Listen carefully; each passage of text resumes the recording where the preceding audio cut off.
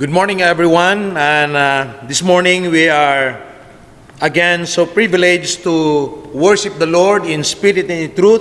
Another Sunday morning wherein we can open His words, we can sing praises unto Him, and we can fellowship in the name of our Lord Jesus Christ. Salamat kayo mga kaigsunan kay ang ato nga pagpanimbahon o pagsimba nato padayon bisan may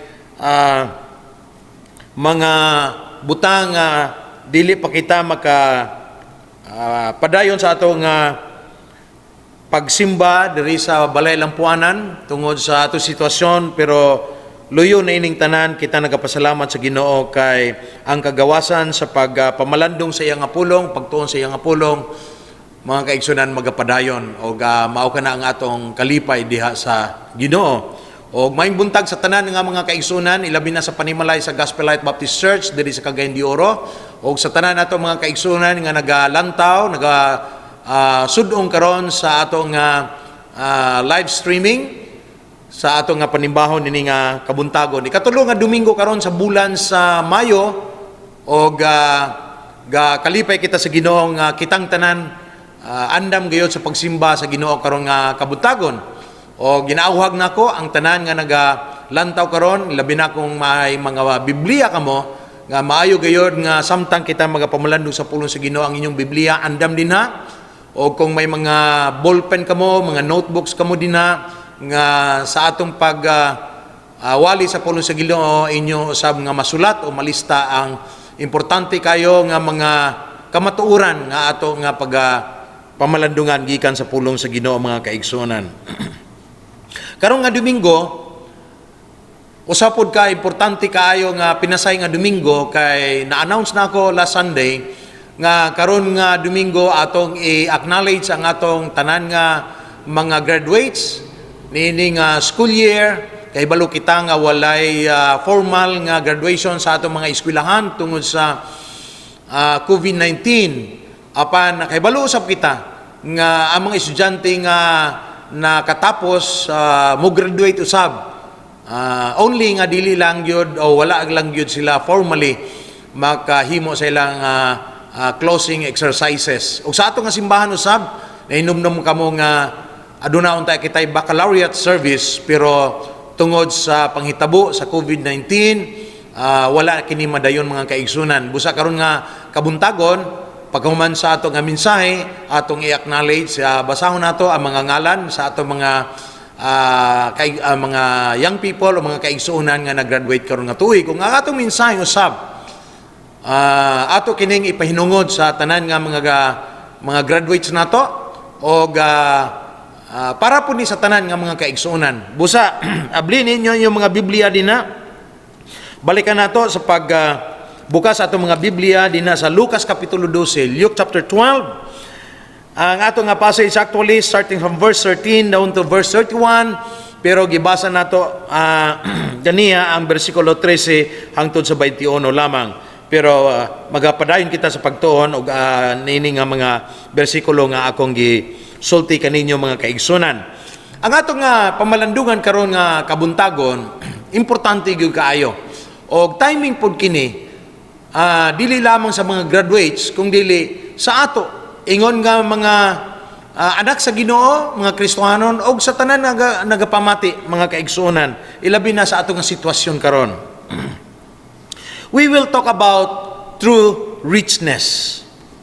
True richness, ang tinuod nga adunahan, o ang tinuod nga pagkaadunahan, o sa Tagalog ang tunay na mayaman o ang tunay na kayamanan.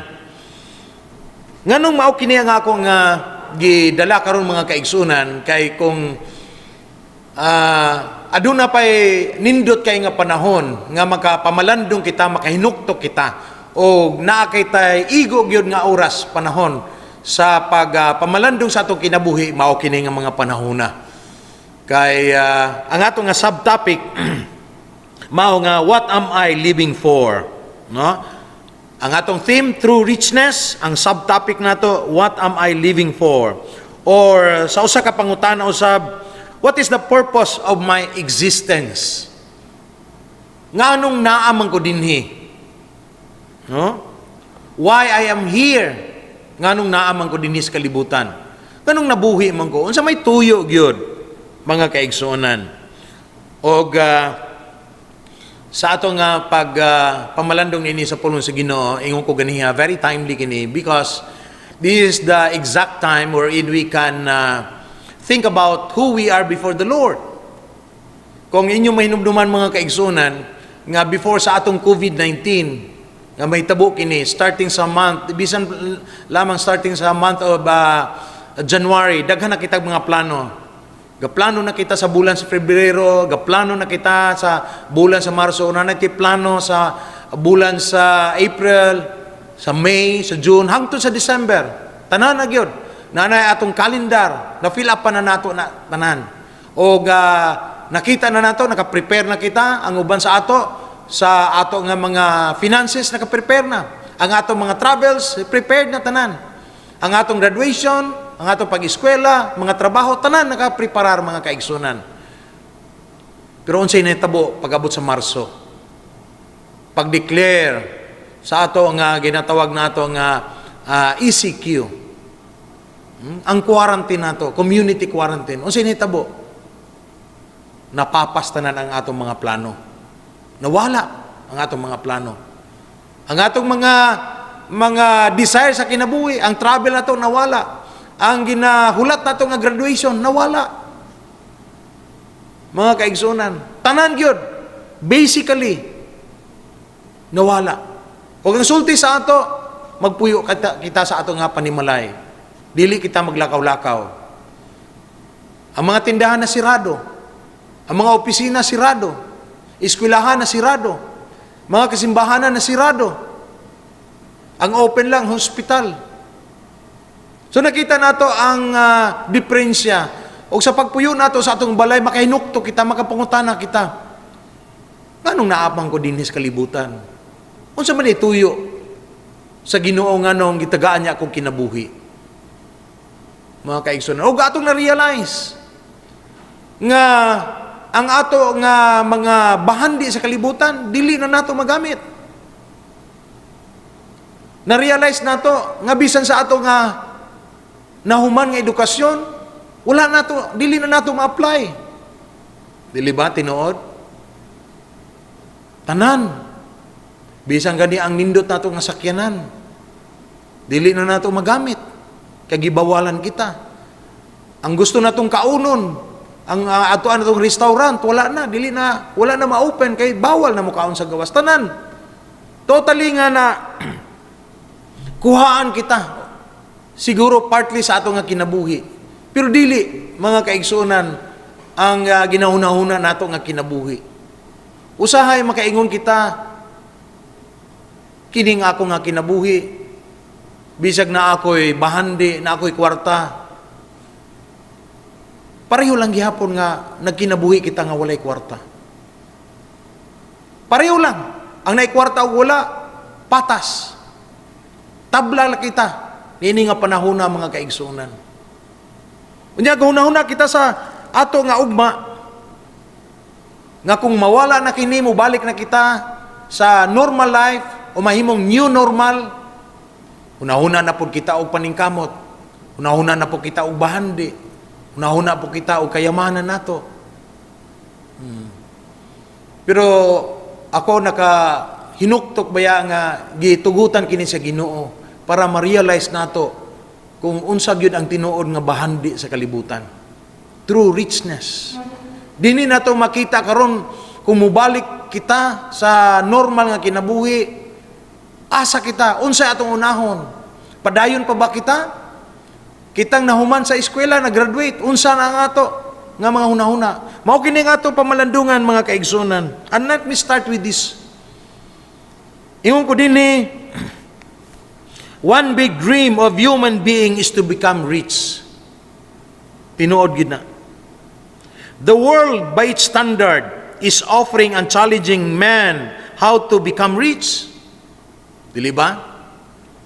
But God, in His Word, is giving us the truth about true richness. Nainumdum ka mo mga kaigsunan, o siguro familiar sa ato kanang nabitaw dula sa TV kanang Who Wants to be a Millionaire? Nakita ninyo? O sa kapangutana na, dula pero adunay price o adunay ganti nga madawat. Kinsay gusto nga magmilyonaryo, daghan kayo nag-apply. Daghan kayo nga gusto mo appeal. O na mabunot nga ngalan, mao ka to ang maka-appeal. O gitanaw nato mga kaigsunan nga dili day sayon. Ang paghuman o ang pagdaog o ang pagdawat o ang pagkinabuhi ingon nga milyonaryo kay ngano man atong nakita din na the ladder of success, di ba, and the ladder of challenges.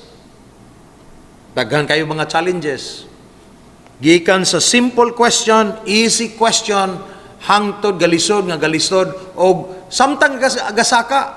Nakita ninyo, gasaka ang price, gasaka pod ang kalisod sa question. Mga kaigsunan, og ato ma-realize din na nga ang pinakataas gyud mugi pinakalisod. Pinakalisod, no? Kinahanglan lampasan nimo, makapasar ka sa tanan nga mga ang sa contest hangtod mahimong milyonaryo ka.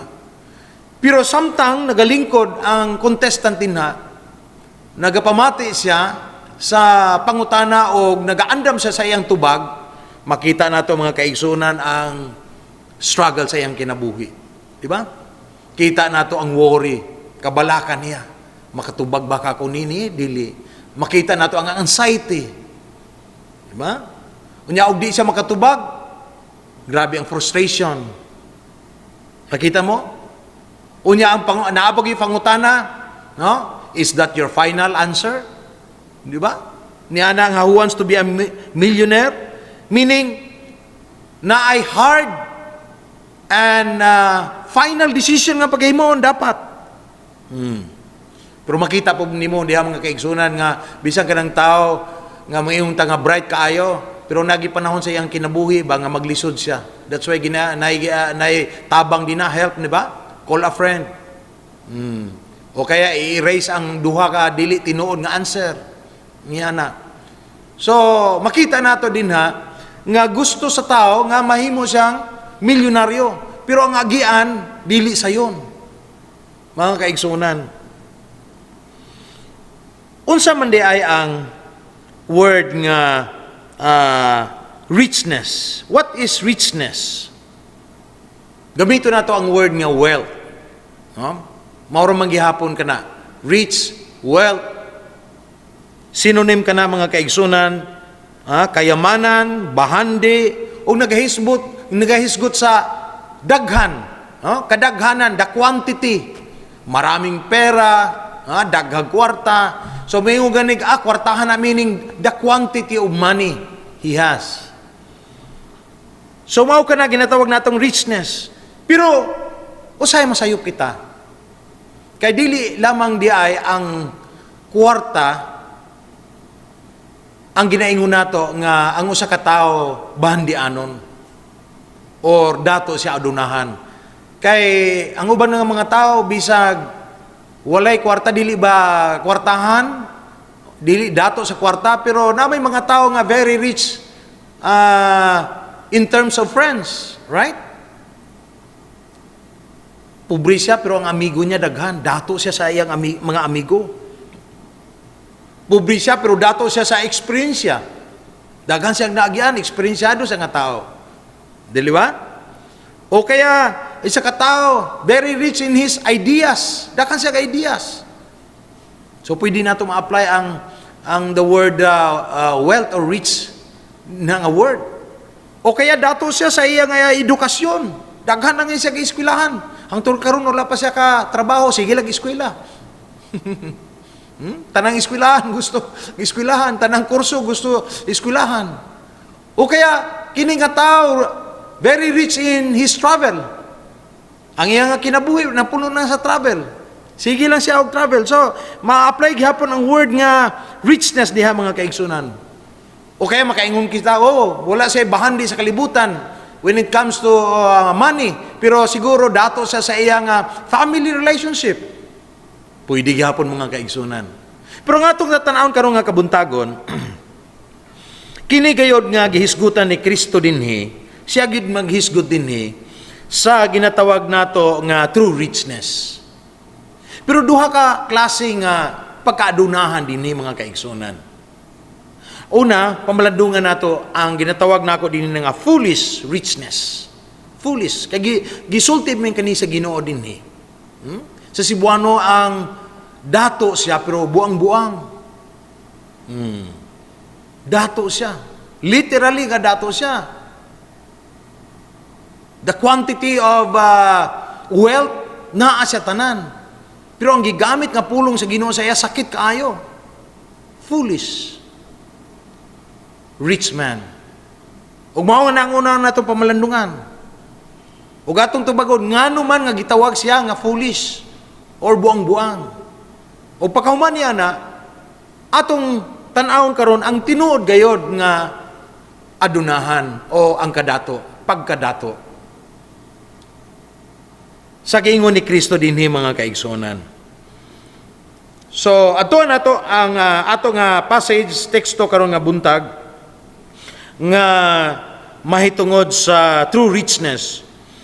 Unaw nato ang pagtuon sa foolish richness. Dini mabasa na to sa verse 20 kini, ang word nga fool. Sa King James, "But God said unto him, Thou fool, this night thy soul shall be required of thee. Then whose shall those things be which thou hast provided?" So there is a word, fool. Foolish. Sa Cebuano kini, huy, buang-buang. Sakit kaayo nga pulong. Pero mao kini ang gi-describe ni Kristo niini nga tao. Kini ba adunahan nga tao? Yes. Kung balikan nimo sa verse 16, na may mga Biblia, ingon sa verse 16, "And he spake a parable unto them, saying, The ground of a certain rich man brought forth plentifully." Rich man, dato nga tao. Na kung tanaw nato ni mga kaigsunan, based din ni sa gisulti ni Kristo, this is a parable, istorya kini, yutan-on nga istorya, pero langit nun ang kahulugan ni mga kaigsunan. Tinuray pa, by the world standard, or by human standard, dato kini nga tao. Kay kung basahon nato dinhi ang account, makita nato, this guy is a rich man because he is a good manager. Good manager. Maayo siya nga manager. He's good in management. Nya makita nato, maobserbahan nato, dili lang good manager siya, mga kaigsonan, but he is a hard worker. Hard worker. Trabaho gyud. Usa kini sa mga susi o mga sekreto sa usa ka tawo nga adunahan. Hard worker. Busa ang mga tapulan, di gyud nimo dato. Kay mao ginagisulti sa Bible, right? Gi-example pa ganiya ang amigas. Gagmay na siya pero grabe ang pagtrabaho. So kung hard worker ka, based din sa Bible nga gisulti sa parable, dini nga tao, dato gyud siya. Ani is a good planner. Good planner, maayo siya magplano. Ang problema, na iyang problema pero good problem kini kay gamay ang iyang budiga, unya nagsubra ang iyang mga ani, patubas niya, wala na sa lugar nga pabutangan sa iyang mga prutas o unsa pa iyang naani. So ang iyang plano, gubaon niya ang gamay nga budiga, magpahimo siya dako nga budiga. That's a good management. Umudato gyud siya dinha. Og ang maayo pag dinhi makita nato, he is a good implementer. Not only a good planner, but a good implementer. Naghihimo gyud niya. Kini mga kaigsonan ang iya nga plano. Gipatukod gyud niya ang dako nga budiga para mabutang sa iya nga mga subar-subar mga ani. So, good manager, good planner, good implementer, and a hard worker equals rich person. Rich man. Naabay sayop ni ana? Wala. Kung tanaw nato ni, mauna siguro kita kadaghanan. Ang atong mga kaigsuonan nga nga naka-acquire kita ni ana og wealth tungod ngini mga butanga. Ug salamat sa Ginoo. There's nothing wrong with that. We praise God for that. In fact, the Bible is telling us, teaching us to follow that kind of life. Mga kaigsunan. Pero gano gitawag kini siya nga foolish rich man? Bisan sa iyang nga pagkamaayo, humanly speaking. Aduna di ay mga butang. Si Kristo mismo nakakita din ni sa iyang nga kinabuhi nga bisan sa likod sa iyang pagkamaayo, maayo mo plano, maayo mo trabaho, hard worker siya, maayo nga manager siya, mga kaigsunan, dunay mga butang sa iyang kinabuhi nga dili uyon sa kabubuton sa Ginoo og dili uyon gyud sa Dios non nga paagi, mga kaigsunan. Og naa ko'y unom ka rason dinhi ngano nga gitawag siya nga buang-buang. Og mao kini mayaman dato siya pero dili biblical, dili godly, dili according to God's will ang iyang pagkamayaman, mga kaigsunan. Why fool? Why foolish rich man? Because number one, in verse 15, ingon sa Bible din and he said unto them, take heed. Sa other nga translation, beware, pagbantay. And beware of covetousness, for a man's life consisteth not in the abundance of the things which he possesseth. Namong istorya din starting sa verse 13, nga ang usa ka tao din nakigsulti kay Kristo, ang iyang address kay Kristo, master pagani. Unya, naghangyo siya kay Kristo nga sultian kuno ang iyang igsoon kay gusto niya nga tungaon o makighati siya, makigtunga siya sa inheritance nga gibilin sa ilang amahan. Unya si Kristo miingon, kinsa man ang naghatag kanakog authority nga mahimong judge o mahimong divider sa inyong duha. Kaya actually si Kristo walay right din Walay right si Kristo din Ang nai-right din sa upper authority, not Christ. That's why gingon ni Kristo, kinsa may naghatag kanako, siya may nagsulti kanako, nga himuon ko nimo nga judge para sa inyo nga duha nga igsoon. Og nabasa ni Kristo ang iyang kasing-kasing. That's why gisultian niya ang iyang mga disipulo din ug ngadto sa uban mga tao, take heed, pagbantay, and beware of covetousness. The word covetousness means greediness. Kakog. Ingon niya din So mao kini gibasihan ni Kristo nga naghatag siya og parable regarding this foolish rich man. Mga kaigsunan. Nangunag yun, nganong foolish siya din mahimo ding buang-buang ang usa ka dato nga tao if wealth is acquired through greediness or covetousness. Una, mahimong buang-buang bisag dato ang tao kung ang iyang kayamanan, kung ang iyang pagkadato, pagkaadunahan na-acquire niya kini pinaagi sa iyang pagkahakog, pinaagi sa iyang greediness on covetousness. There's nothing wrong to become rich. There's nothing wrong. In fact, we are praying that God will meet our needs, right? He will supply our needs. We're praying. In fact, naningkamot kita nga maka-eskwela mga anak nato, maka-graduate, kaya makatrabaho sila. And then makasweldo na po sila o makanegosyo sila para supplyan ang ilang mga panghinanglanon. Pero mao ni Ginoo ni Kristo, beware, bagbantay. Kay dili tanang mayaman, dili tanang kayamanan nakuha sa maayo nga paagi. Ingon ni Kristo. Ang uban na-acquire kini pinaagi sa pagkahakog, covetous, nangilog, nang lamang. O nag-ingon ni Kristo din mga kaigsunan. That's the first reason why Jesus called this person a foolish rich man.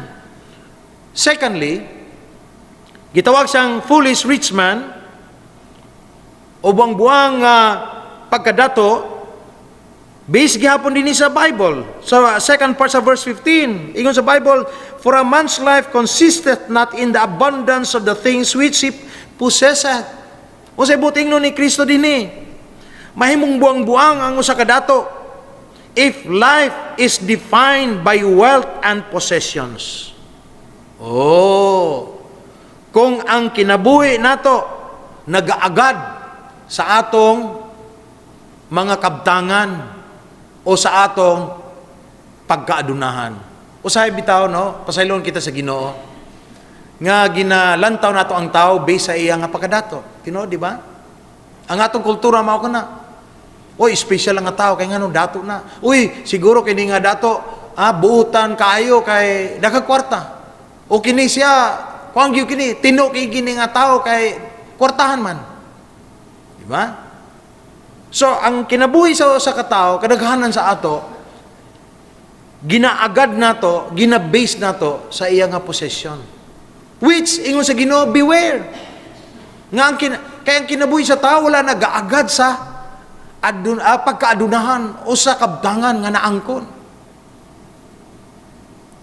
Mao ginay mga kaigsunan. Dili nato tan-awon ang tao sa iyang panggawas. Dili ginato i-judge siya based sa iyang kayamanan. Gisulti na sa Bible dinhi. Kay kung mauna ang atong basihanan, mao kana atong isulti o kita sa mga gisultihan naga-base po sa kayamanan, mga kaigsunan. Ingon sa Bible, foolish kana nga pagkadato. Buang-buang kana. Dili maayo kana nga pagkadato. Ikatulo, nganong gitawag ni Kristo a foolish rich man kini nga tao. If the purpose is only for selfish gratification. Mahimong buang-buang ang usa ka dato, mga kaigsunan. Kung ang tuyo lamang sa iyang pagkadato mao ang kinaugalingon, selfish nga satisfaction o gratification. Verses 17 to 19, ingon ang Bible, "And he thought within himself, saying, What shall I do? Because I have no room where to bestow my fruits." 18, "And he said, This will I do. I will pull down my barns and build greater, and there will I bestow all my fruits and my goods. And I will say to my soul, Soul, there was much goods laid up for many years. Take thine ease, eat, drink, and be merry." Now, kung tanaw na to ang verses 17 to 19, mga kaigsunan, tanawan ninyo, obserbahan na inyong mga Biblia, sa King James version din na, pila ka buok ang I. Ang I, ako. Ingnon ako, ang akong kaugalingon, ako. 6 times. Sa 3 verses lang. Pila ka buok ang my fruits, my barns, my, tanan nga, kung din ni my, ako. 5 times. 17 to 19. Unong ka ay, 5 ka may, mga kaigsunan, ako lang tanani. Wa mo'y labot, dili ni sa uban, ako lang ni, selfish lang ni. Unsay iyang ginahimo sa iyang kaugalingon, mga kaigsunan, ingon niya, eat, drink, and be merry.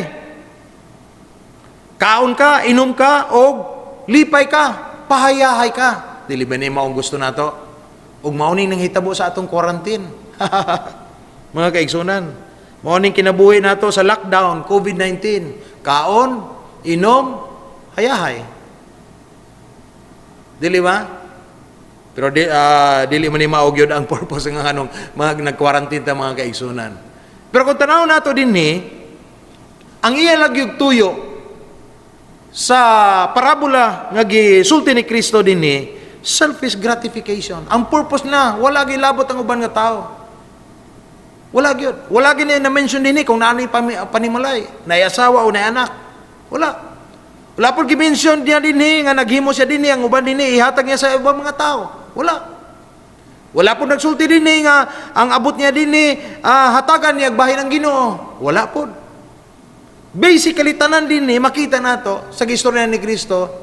Nahimong buang-buang kini nga dato tungod kay ang purpose niya para lamang sa iyang kaugalingon nga satisfaction. O dili ba mao man niya magakahitabo karon? Akin to. Amin to. Mga kaigsunan, kamatuuran ka na. O kang sunod din ikaupat, nganong gitawag kini nga buang-buang nga dato o adunahan? Mga kaigsunan, go to verse 20. But God said unto him, Thou fool, this night thy soul shall be required of thee. Then who shall those things be which thou hast provided? Ang ikopat nga rason, ngano nga gitawag kini ni Kristo nga foolish rich man, og mao kani kamatuoran kay ang usa ka tawo nga buang-buang, if you will or if he fails to consider the real owner of life and wealth. Mahimong buang-buang ang usa ka tawo para kay Kristo base sa iyang gitudlo dinhi o gi-share niya dinhi sa parable.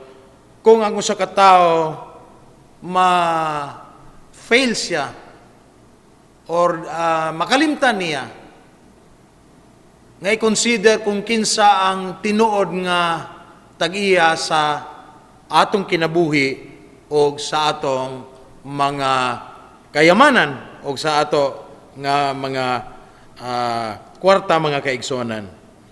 If you fail to consider nga naa pa man di ay mas taas sa ato, abi na to kita na lang ang pinakamaayo, abi na to nga wala na ibabaw pa sa ato. Pero ingon ang Biblia din verse 20, But God said unto him, ang Ginoo aduna day Dios nga nag-istorya pa sa iya. Ubos pa di ay siya sa gahom ug sa landong sa Ginoo. Pero kini nga tao wala gyud niya i-consider. Kining adunahan nga ang Ginoo di ay ang tinuod nga tag-iya sa kinabuhi o sa ato nga bahandi, mga kaigsunan. Ug mao ka nang ikaupat nga rason ngano nga gitawag kining buang-buang nga adunahan. Ikalima nga rason nga gitawag siya sa Ginoo nga foolish rich man. Ug ang akong nakita dinhi nga mao kini, mahimong buang-buang ang isa ka tawo nga adunahan if you fail to consider death. Verse 20. This night thy soul shall be required of thee. Usahay, mao ba na tinuod, no? Naplano na nato ang atong kinabuhi, ang atong pag-eskwela, ang atong paghuman, ang atong pag-apply sa trabaho, ang atong pagminyo, ang atong paghimo o panimalay, tanan, hangtod sa atong retirement. Naplano na nato. Pero usahay, wala na ito hinumdumi, nga kining tanan adunay utlanan. There is the end of earthly life. Kung mao ni nahitabo sa atong panahon nining COVID-19, sakit nga pamalandungon, nga nauna pang gikuha o namatay o natakda niini, mao ang mga tao, mga kaigsuonan, nga nag-eskwela, nahuman, unya nag-eskwela pagyod, nagtuon pagyod. Taas kayo ang ilang nahuman. Pero sa pagtrabaho nila, sakit ka pamalandungon nga una sila nga namatay. So mausap kini ang giingon sa Biblia din nga gisulti ni Kristo. Kini nga tao buang-buang kay wala niya i-consider nga adunay kamatayon ang usa ka tawo, adunay utlanan.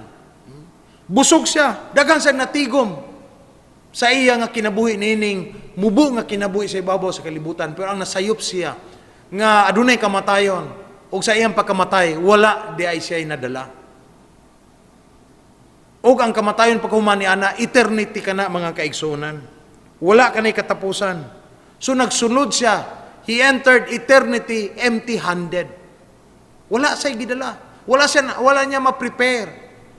Na-prepare niya ang iya, naandam niya ang iyang pagkaon, ang iyang ilimnon, ang iyang pagkahayahay, lipay-lipay, naandam niya tanan. Pero sakit ka pamalandungon, wala yun niya maandam. ang iya nga kamatayon. So mga kaigsunan, kamatuoran ka na. Ang kamatayon, dili lang moabot sa uban, moabot kini natong tanan. O klaro kayo ang Biblia, nga ang tag-iya sa atong kinabuhi, dili kita, kung dili maong Ginoo. Ang tag-iya sa atong mga kabtangan, ang atong mga ari-arian, mga kaigsunan, ang Ginoo. O gadunay kamatayon. Mao ka na pangutana, naandam na ba kita? Ato na ba nang niya hinuktukan kung moabot na nga panahon sa atong kinabuhi? Importante ka na kayo. O kayong kaunom din nga nakita na ako nga anong gitawag siya nga buang-buang. Adunahan unta pero buang-buang ang tawag sa Ginoo sa iya. Mahimo siyang buang-buang. Ingon ko din if you fail to consider the real use of your wealth. If you fail to consider the real use of your wealth. Kung dili nimo hinuktukan o maplastar, mahinumduman kung ano ang tinud-anay nga tuyo sa ato nga bahandi. Ingon niya din sa last part sa verse 20. This night thy soul shall be required of thee.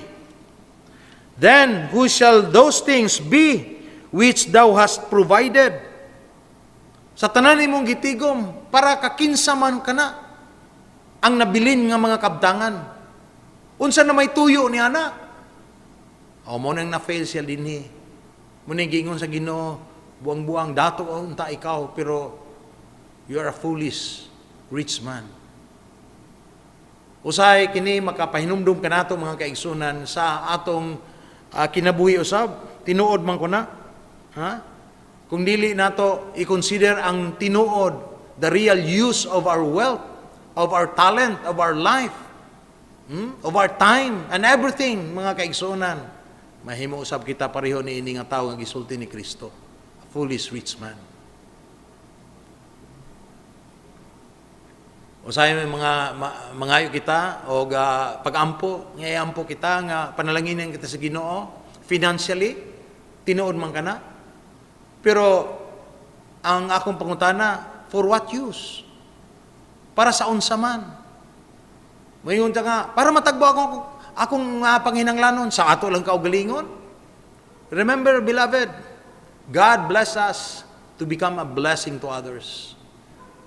Nahimo gipanalanginan kita sa Ginoo para mahimo panalangin nga to sa uban.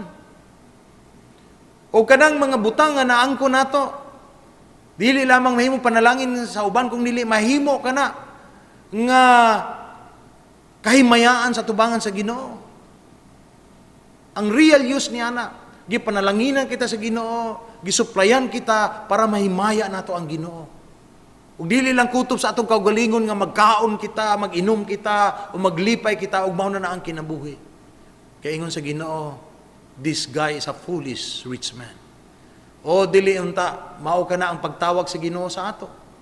Nga kita mga adunahan, pero mga buang-buang nga mga adunahan. O ginaot pa sa atong tanan nga mga graduates, nga may baluan nato karon, nga after sa atong mga congratulations din ha, after sa atong kalipay din ha, mag-a-apply kitag trabaho o aduna na kitay mga kita, hinaot pa unta nga mahibalo kita kung unsa ang purpose ni ana, the real purpose, real use of that wealth nga gihatag sa Ginoo sa ato. Mao ginigingon sa Ginoo dinhi. Karon gabi kuhaon imong kinabuhi para kakinsa, para sa unsa pa kanang mga butang nga imong gitigom. Mao kini ang unang kamatuoran.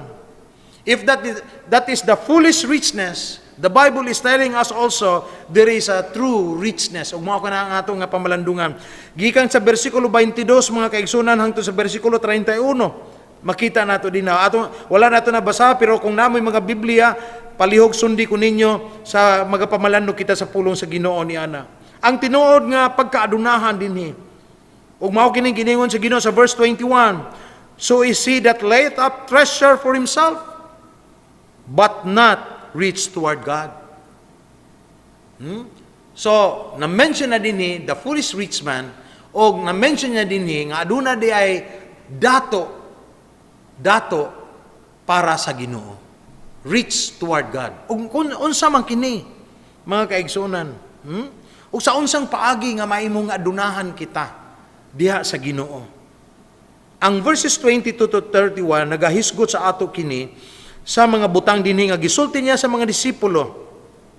Og mao kini ang nindot kay ni kay bagabasahon ko sa inyo dinhi og as I go along with my outline, ako kini bagabasahon. Una sa tanan, true richness is knowing that there is a God who is loving and creator of everything.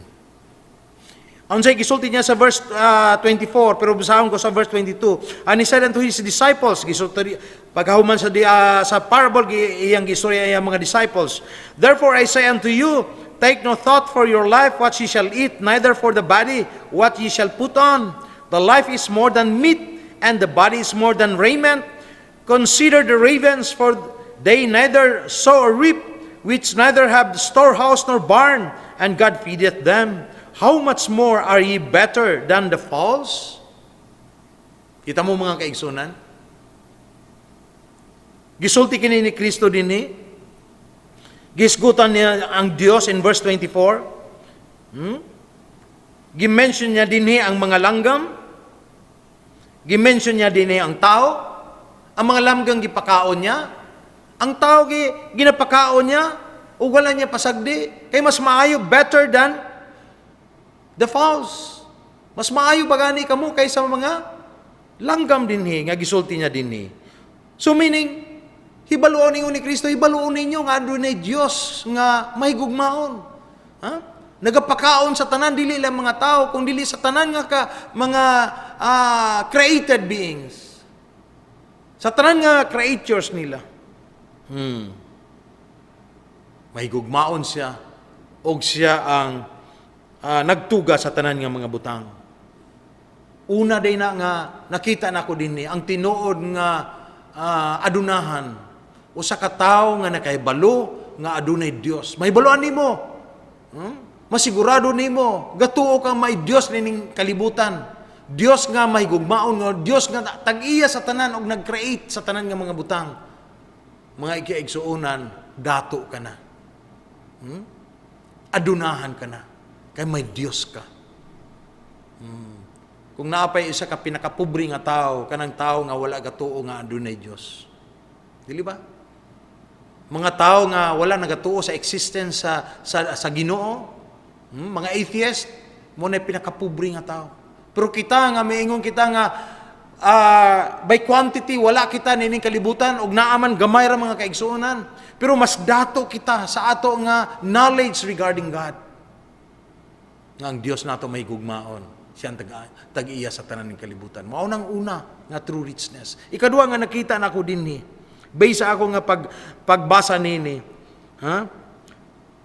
True richness is knowing the true value of life. The true value of life. Verse 23 ingon sa Bible, the life is more than meat. Ang value niini, nga ang ingon ni Kristo, ang kinabuhi nato, sobra pa kini sa ato pagkaon, sobra pa kini sa ato nga ginasinina. Kaya usahay man gud masayop kita. Kung ingon kita ang kinabuhi, ang atong nahuna kutubra sa kaon. Dili ba? Maingon na ganit kita og sardinas, og bugas nga gipanghatag, og di kita matagaan, magmahay kita, masuko na kita, makig-away na kita. Kay para sa ato, ang atong kinabuhi, diha ra kutob sa bugas og mga sardinas. Ingon sa Ginoo, life is more than meat. More than your amelioration. Nganong gitagaan kita ni anang ayuda? Kaya ron makapalit kita. Kung dili kita matagaan, nasuko na kita, nangaway na kita. Iyon ni Kristo, dili mauna ang value sa kinabuhi. More than that. That's why ang atong gobyerno, pasalamat kita. Kay pag-abot sa COVID-19 mga kaigsuonan, gisultian kita nga stay safe. Stay at home. Sa balay lang. Kay importante kayo ang ato nga kinabuhi. Nga dili kita makasakit, kay kung makasakit kita, ma-hospital kita, mainusara, kung dili kita maayo, mamatay kita. Gina-value sa gobyerno ang atong kinabuhi. O mao gihapon kini sa puno sa Ginoo, ang value sa atong kinabuhi. Mga kaigsunan ko, naibalwa kita kung unsa ka bililo ng kinabuhi nga gihatag sa Ginoo sa ato. Mga kaigsunan, it's more than money. Life is more than money. Life is more than wealth in this world. Dili ba? Mga kaigsunan, mag-unsa ka man kung ikaw ang tag-iya sa tibuok kalibutan pero wala po kay kinabuhi. Patay ka. Nauna na ba may purpose ba? Wala. Mo nag-ingon niya din ni, life is more than meat. So ayaw mga kaigsunan nga itandi nato ang kinabuhi ng usahay paubos kita nga ako'y kwarta so wala na silbi ang kong kinabuhi, ako kay wala edukasyon, mubura ako edukasyon, wala silbi ang kong kinabuhi. Sayop. Ang kinabuhi mismo mga kaigsunan is more than wealth. Imong kinabuhi. Gipakamat yan, gianhian kita sa Ginoo. Kay gusto niya tagaan kita o kinabuhi. Gusto niya kinabuhi, not only a simple life, but abundant life. Mga kaigsunan, that is true richness. Ikatulo, unsa ang tinuod nga bahandi, mga kaigsunan. Ang tinuod nga bahandi is a life living a good quality of it. Living a good quality of life. Nga nung mao makini ang ako nga gisulti dinhi kay sa bersikulo 24-25, 25-26 I mean, ingon sa Bible, and which of you with taking thoughts can add to his stature 1 cubit? If you then be not able to do the thing which is least, why take ye thought for the rest? Unsa ang word nga gigamit yan sa verse 25, taking thought, sa uban nga translation is the word worry, kabalaka. Mga kaigsunan, ang usa ka tinuod nga bahandi sa kinabuhi sa tao, kini ang pagkinabuhi nga adunay kalidad. Because when you talk about richness, wealth, you're talking about quantity. But the real richness or wealth is the quality of life. Kalidad. Dili ang gidaghanon sa imo bahandi, kung dili ang ka nindot sa kinabuhi nga imong gikinabuhi ning ibabaw sa kalibutan. Unsay nindot nga kinabuhi ingon dinhi? A life that is a worry-free life. Kinabuhi nga walay kabalaka. Mga kaigsunan, walay kabalaka. Kita po bitaw no?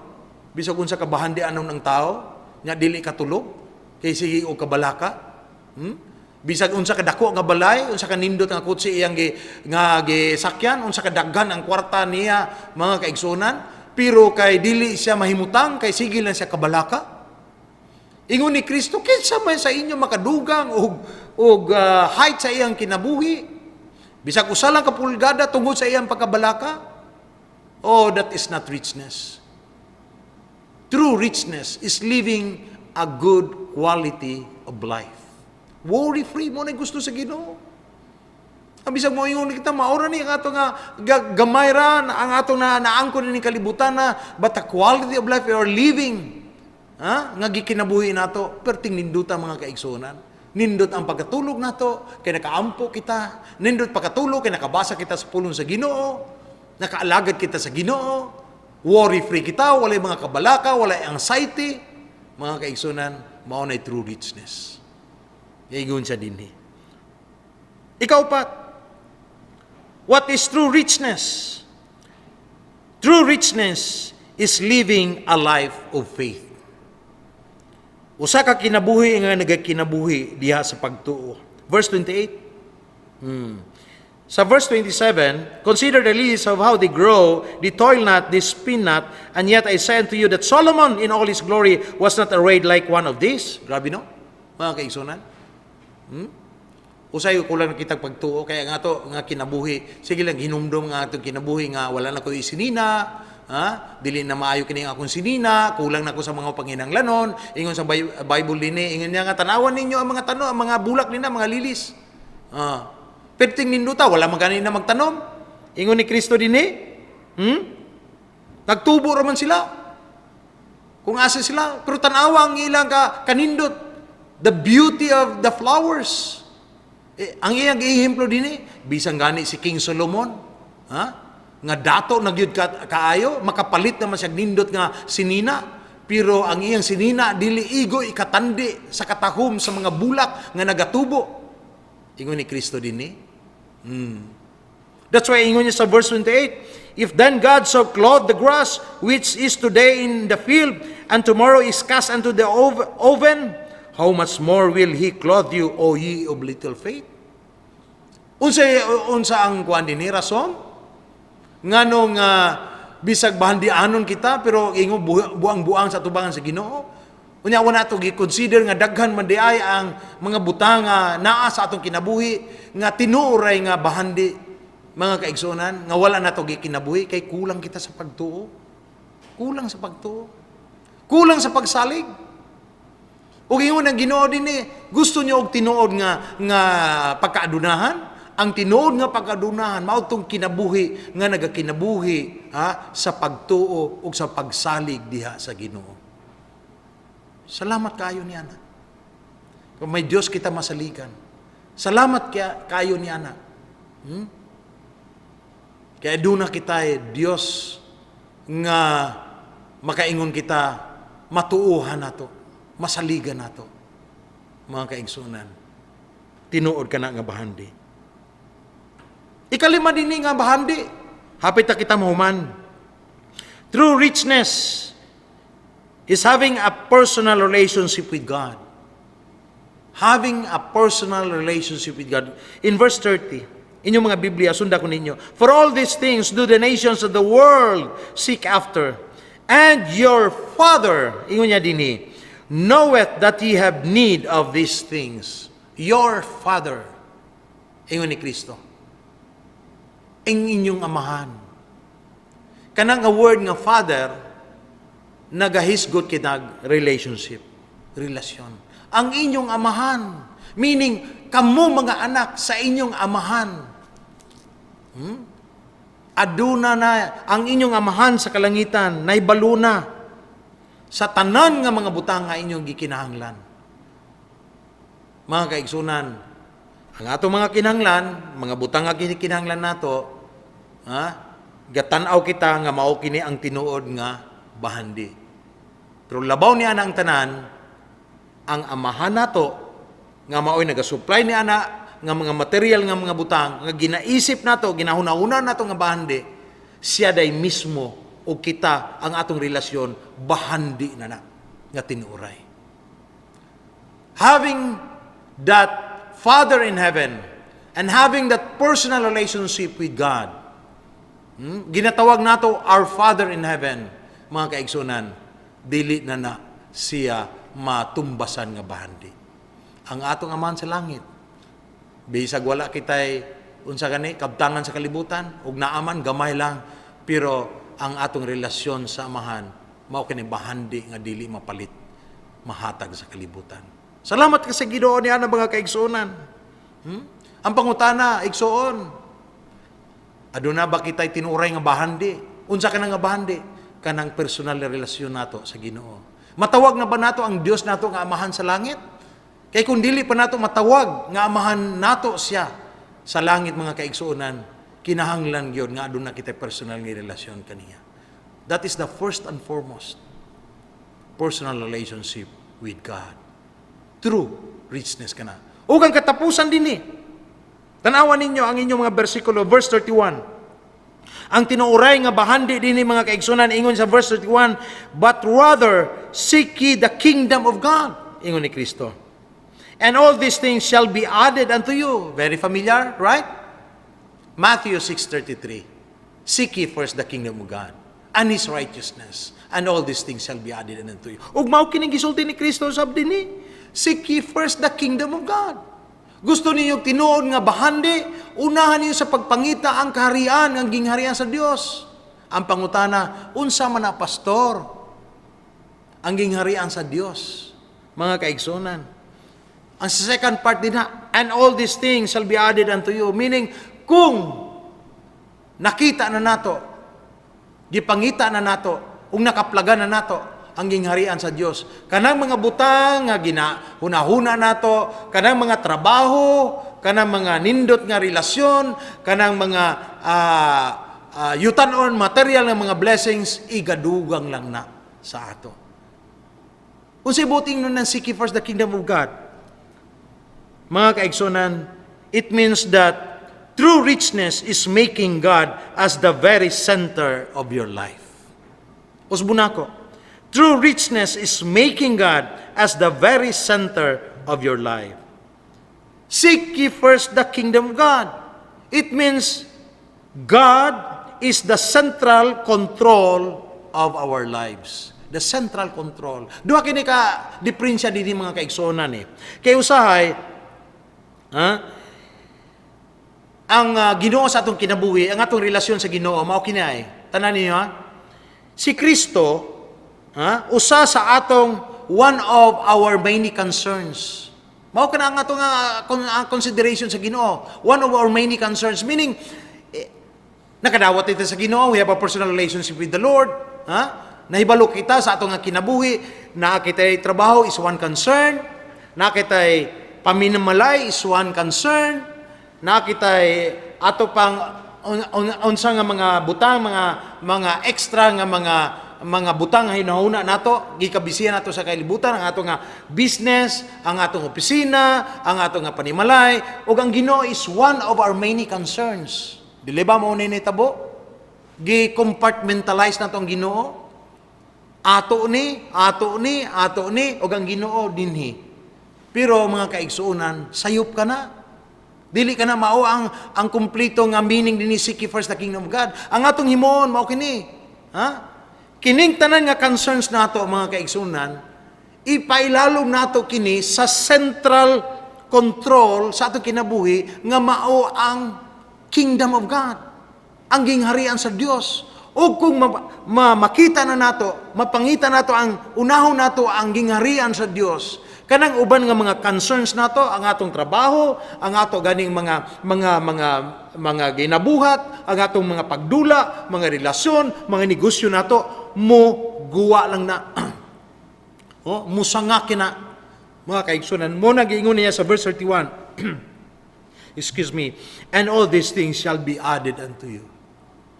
Trabaho, panimalay, unsa pang mga negosyo, mga plano sa kinabuhi, mga kaigsunan, kung mao kini nga makita na nato, seeking first the kingdom of God, being the central control of our lives, mga kaigsunan, makaingon kita, that is true richness. Mao nang tinuod nga bahandi. Tinuod nga bahandi sa atong nga kinabuhi. Mga kaigsunan ning kabuntagon, ninaot paunta nga kinimpulong sa Ginoo. Atong nadunggan karon, naibaluan nato kung unsa ang tinuoray nga bahandi. Kinibang bahandi nga gitawag sa Ginoo foolish rich man, o kining tinuod nga bahandi nga gisulti sa Biblia niini. Let me close this one. Ingon sa Bible dinhi, ingon sa akong conclusion, Jesus is pointing to a higher issue and correct attitude toward the accumulation of wealth. Life is more than material goods. Far more important is our relationship with God. Mga kaigsunan. Dini gipakita sa Ginoo sa ato, gipakita ni Kristo dinhi. Unsa ang importante sa tanan. Unsa ang ginatawag nga tinuuray nga bahandi nga maangko nato sa ato nga kinabuhi. Busa mga kaigsuonan, kita nga nagapamati karon, kita nga nagasud-ong karon sa pagwali sa pulong sa Ginoo, hinaot pa. Wala ko moingon nga sayop ka na ang pag-eskwela nato, sayop ka na ang pagtrabaho nato. Pero mahimo lang kita nga buang-buang nga adunahan nga tao kung dili nato ma-define, dili na ito ma-consider, may baluan mga purpose sa panalangin nga gihatag sa Ginoo sa ato. Ug labaw sa tanan, mahimong tinuoray kini nga bahandi sa atong kinabuhi, mga kaigsunan, kung aduna kita personal relasyon sa Ginoo. Mao kini ang pinaka-importante dinhi. Dinhi nagsugod, mao kini ang tinugdan sa mga panalangin espirituhanon sa Ginoo, ang ato gyud nga relasyon sa Ginoo. Busa igsuon kung aniya kita karon gapamati sa pulong sa Ginoo, wala pa kita tinuray nga relasyon sa Ginoo, nahibaluan nato nga adunay Ginoo, nasabta nato nga adunay tag-iya sa atong kinabuhi, apan wala pa nato ma-consider kini nga himuon nato siya nga tinuray nga amahan nato sa langit. Igsuon, mao kani akong masulti, kinsa ka man ining ibabaw sa kalibutan, panahon na nga magpaubos kita sa atong kaugalingon. Panahon na nga ilhon nato si Kristo, ilhon nato ang Ginoo nga siya lamang ang gikinahanglan nato sa kinabuhi. Kung nadawat ato si Kristo ingon nga personal na manluluwas, mga kaigsunan, makaingon gyud ako, igsuon mao kanay bahandi nga dili mahatag sa kalibutan ang relasyon nato sa Ginoo. Hinaot pa ug sa ato mga Kristohanon, ingon nga mga anak sa Ginoo, ato kini hinumduman kanunay. Ug ilabi na sa atong tanan nga mga graduates karon nga school year, ato kini hinuktukan o ato naging pamalandungan nga ang tinuod nga bahandi diha lamang nato makita kay Kristo, ingon nga personal manluluwas ug magkinabuhi uyon sa iyang kabubuton. Salamat kayo ang Dios, magapanalangin, magaampo kita. Dalay ko na mga Dios sa man nga balaan. Salamat kayo sa imong nga pulong karon nga kabuntagon. Salamat kayo sa paghatag mong kanamo sa kamatuoran. Nga sa tinuray nga bahandi Ginoo nga among maangkon. Tinuod nga kinahanglan kami sa mga material nga butang ingon nga mga tao. Apan pasabta kami Ginoo nga kini nga bahandi nga yutan-on, dili kini mulabaw sa tinuray nga bahandi nga among makaplagan lamang diha kay Kristo, ingon nga among personal nga maluluwas og amo gayud nga Ginoo sa among mga kinabuhi. Hinaot pa unta Ginoo kining mga pulong nga among na pamalandungan karon nga kabuntagon. Mahimo gayud nga kamatuoran nga among pagatindugan, kamatuoran nga itanom namo sa among mga kasing-kasing, o kamatuoran ay kinabuhi namo matag-adlaw sa among kinabuhi nining ibabaw sa kalibutan. Salamat kayo sa mga kaigsuonan, salamat sa among mga higala nga naglantaw karon. Hinaot pa Ginoo nga kung wala kami personal nga relasyon sa imo, ingon nga Dios ug manluluwas, amo ka nang himuon kay mao ka Ginoo ang pinakauna nga bahandi nga angay namo maangkon ining ibabaw sa kalibutan. Salamat sa imong nga pulong pag-usab nga ri sa among kasing-kasing. Salamat sa ngalan ni Kristo nagaampo kami.